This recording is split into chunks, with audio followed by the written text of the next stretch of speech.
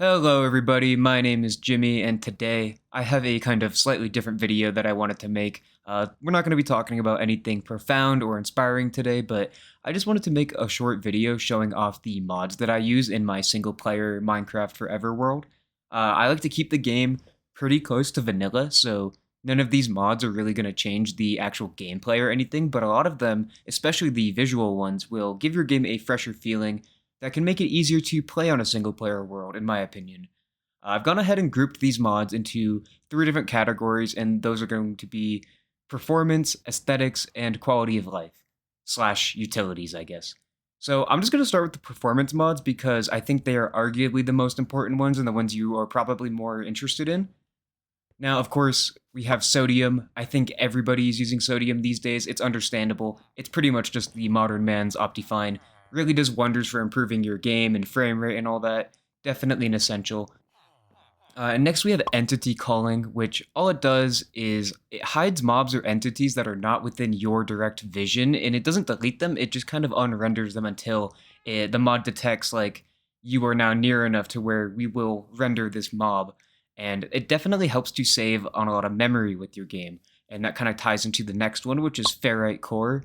This is a memory usage optimization mod. Now, I can't tell you exactly what this mod does. I don't really know, but I do know that it helps smooth the single player experience by a lot. And then we have Lithium, which optimizes the game further by improving things like game physics and mob AI while also not really changing any gameplay mechanics. Pretty simple stuff here. And following up with that, we have Immediately Fast, which basically just improves the way that the chunks load in your game, making it way smoother and less intense on your computer. And I also want to mention too, like I should have mentioned this at the beginning, but I am running all of these mods through Fabric. So you will need the Fabric API and you will need Fabric language Kotlin, I believe is the name of it.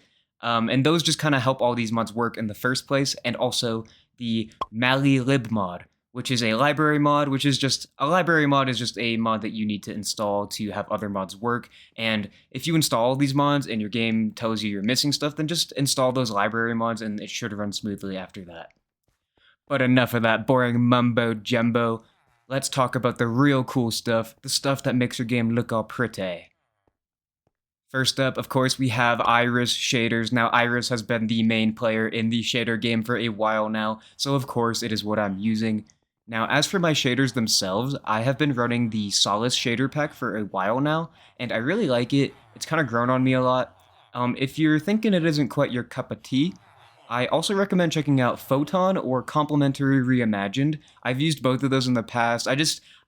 Photon's a little bit too like dark sometimes for me. It's really nice, but it's a little too dark. And Complementary sometimes is a little bit too like slightly desaturated. I mean, I know you can tweak both of those to kind of cater to your sort of vibe, but I find Solace to be more of what I'm looking for a lot of the time. Um, but if you want more than that, like if none of those are quite what you're looking for, if you want your game to look like really scary, there are tons of like horror shader packs out there. If you want it to look like really purple, I have one of those. It's called Amethyst shaders. It's kind of cool. There are tons of cool shaders on Modrinth, and I definitely encourage you to just go on there and explore, or go watch videos on YouTube. There's a ton of good videos out there that explain like the best shaders for visuals and performance, and kind of the trade-offs of each one. Definitely go and do your research and take the time to find the shader that's best for you, definitely, because it's going to be how your game is looking while you're playing the whole time. So I don't think there's anything wrong with spending a lot of time looking at shaders. Coming up next, we've got Continuity, which is a very simple yet so important mod. All this mod does is allow the use of connected textures with things like glass, and that alone is a game changer in my eyes. I don't hate the normal glass, but I just think this makes it look way, way better. It reminds me of like old Optifine connected textures, obviously, and I just wish this was something that was just in the base game, but it probably never will be, so I recommend getting this mod. Next up, we got a small one, an itty bitty one. It's 3D skin layers. All this mod does is take the outer layers of your Minecraft skin and kind of connect them to the main skin, making it 3D, which just looks a little bit nicer in my opinion. Again, I don't think it looks bad without it. I just think this is kind of an improvement. And I kind of wish this was also in the base game, but I guess I understand maybe why it's not. Now, this next one, might not be for everyone. It's called Simply No Shading, and I will just say, this mod does not matter if you are using shaders. I keep this exclusively for when I disable my shaders. It basically removes a lot of those like dark shadows you see on the edges or corners of blocks and mobs and makes it look flat, and it is an excellent choice if you want to brighten up your game without using shaders. It makes everything just look more vibrant. Again, I totally understand if you think this doesn't really look that good. It's definitely a taste thing. And again, I usually play with shaders anyway, but I use this mod like when I'm disabling my shaders for things like, if I'm sweating on Bed Wars or something, or just a situation where I don't want to have my shaders in the way. And that's pretty much all of the visual mods that I use. So I'm going to go ahead and move on to the utility slash quality of life mods that I really like. Starting out with what might just be my number one absolute favorite mod, mouse tweaks. Yeah, this mod is absolutely sick. I am a big inventory slob. I do not keep my stuff organized most of the time other than my hotbar. And in vanilla, it's not too bad to dump everything into a chest, but it takes just enough time where I'm kind of annoyed. And this mod adds so much more functionality to what your mouse can do in the inventory. Like I can just like click and drag a bunch of things at once in like 2 seconds. My inventory is empty and I love it. And again, this is one of my absolute favorite mods. I'm not going to go over every individual setting here. I encourage you to kind of explore this mod yourself, but I start foaming at the mouth with frustration when I can't play with this mod. I need it so bad. Next, we've got Better F3, which is pretty self-explanatory. The normal F3 menu, it just has all this bogus on the screen. Well, this mod lets you choose exactly what you want to have displayed on your F3 menu while also giving it some fun colors. It's a little easier on the eyes. Is that a bell? I actually had to redo some of the audio because of that damn bell. Anyway, kind of on the same page as the last mod, we have Mini HUD. This has been more of a recent addition for me, but I do really like it. It is a highly customizable sort of a little HUD that goes in the corner of your screen. You might have seen it in my other videos. And you can be very specific about what you want this mod to display. And you can assign keybinds to add or remove specific lines. Like I have keybinds to toggle my FPS counter and my game time, just because I don't really always need to see those, but I usually keep coordinates, biome, and my speed up there. I like the speed because I just think it's so cool to go fast. Next up, we've got mod menu. I think that this is pretty self-explanatory. Now, you don't need this one, but like, why not just get it, man? Like, it makes everything easier.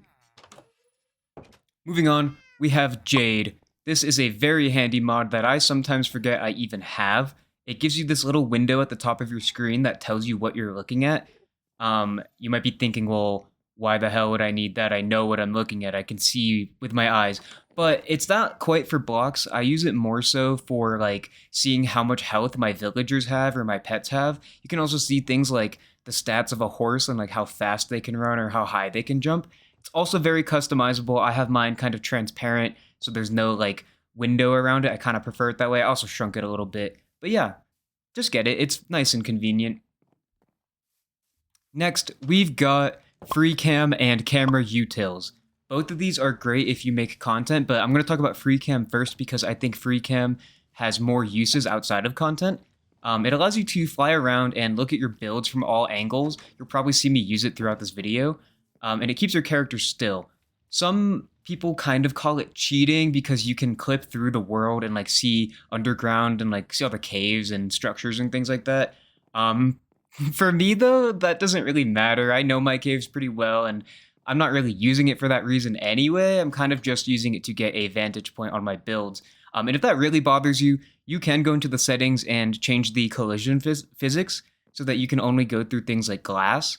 I believe there's also a separate version of the mod that has that enabled by default. Now, camera utils is a very new one for me. I actually only got this one recently when I started to make content, but it's a lot of fun. You can assign different keybinds to have different third-person angles. They're very customizable, and I just have like 2 over-the-shoulder ones and 1 for each side, depending on what my environment kind of needs.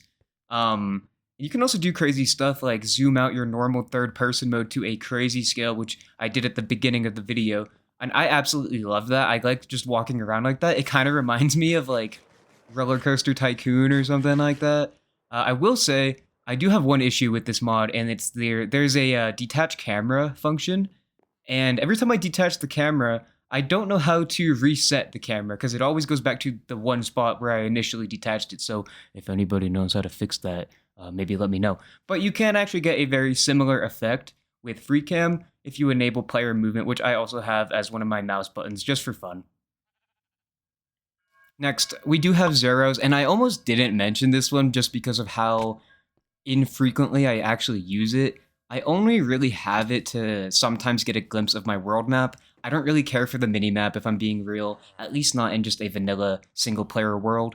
For something like modded, I think it's a lot more useful, and that is where this mod kind of gets applied more, I would say. Um, I would say it too, like if you're playing on a newer save, I would maybe not recommend using this one because the map can kind of spoil some of the surprises or ruin the fun of exploring and adventuring. But, if you don't have time to wander around for 8 hours looking for a pale garden, then I wouldn't really blame you for using it.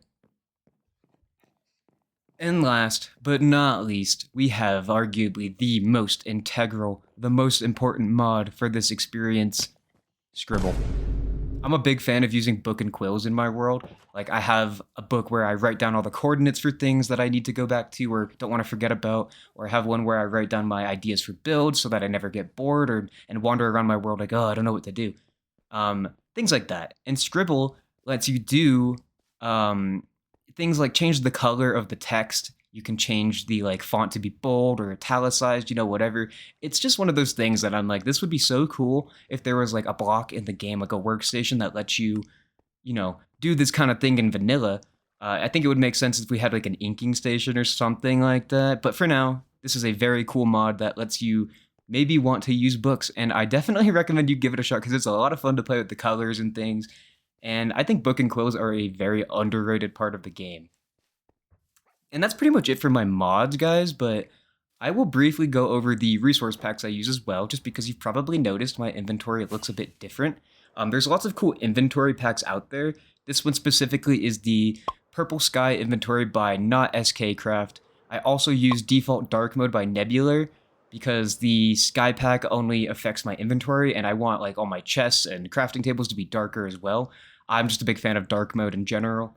I'm also using an armor hider just because when I'm on single player, I like to look at my skin and I kind of get sick of looking at my armor, even though it is kind of cool.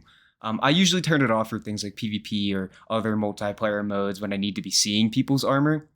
And lastly, I do use a different crosshair. There are tons of options to pick from on Modrinth, but I just wanted one that was slightly less intrusive than the vanilla one.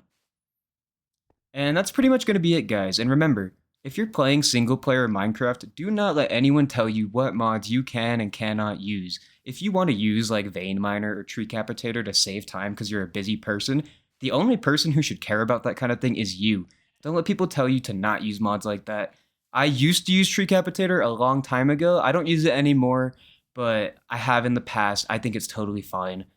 I will just say, though, that if you are going to be using mods that do add content, like structures or items or mobs, or even mods that change the world gen, just be mindful knowing how that will affect your world in the future.